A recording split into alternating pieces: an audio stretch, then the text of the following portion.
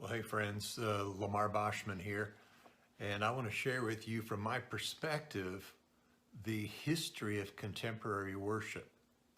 This is my personal journey and my perspective as one of the first itinerant worship ministries in the United States, and as one that was there in the beginning of the term worship leader and worship team, where that came up and has been used ever since.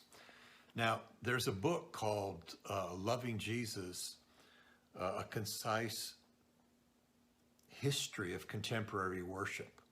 And these are based on two professors, Swee Hong Lim in Toronto and a professor in Lester Ruth in Carolina, that have written this book.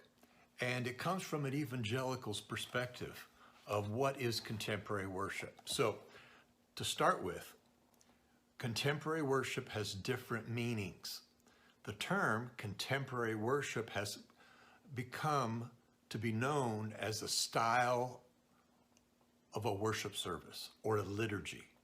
Contemporary worship, meaning you play songs with guitars and drums, and you play popular songs right now that are being sung in the worship pop culture. So that is contemporary worship to evangelicals. Now, if you're asking me, what is the history of contemporary worship?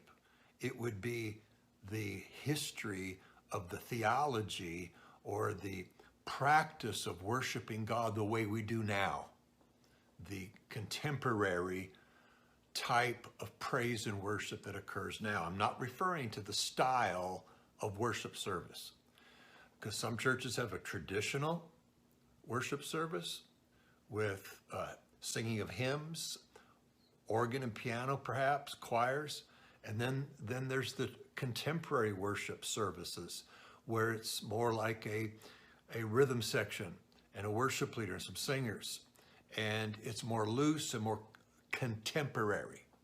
I'm not talking about that. And this is where a lot of people get messed up. Other people think it's a style of worship song. It is the popular worship songs that are out now. So I want to talk about the theological, historical background of the concept of praise and worship that we enjoy today. And that's what I mean by worship, today's worship or contemporary worship. First of all, it was in 1948 that the first pastor that we know of had a revelation from God. He was in Canada. His name was Reg Lazell. And God spoke to him about Psalm 22:3. You are holy, you who inhabit the praises of my people. So Psalm 22:3, God inhabits the praises. And this was such revelation to him that he began to sing prayers and sing praise to God. And he wasn't a singer. He had a terrible voice. He was a salesman. He was French Canadian. He was rough around the edges. He had a voice like this, and he was hard-spirited in a sense, but he's a pastor. He became a pastor. And God gave him this revelation, so he'd go around the church singing, worshiping God and singing praise you, Lord. And it wasn't pretty musically. But you know what? When people came to that service that night, they fell down at the entrance of the church. They sat in rows and fell down by the power of the Holy Spirit. God moved. Many people were healed and saved. Well, that proved to him that God does indeed inhabit or manifest his presence in the praises of his people. Revival of worship.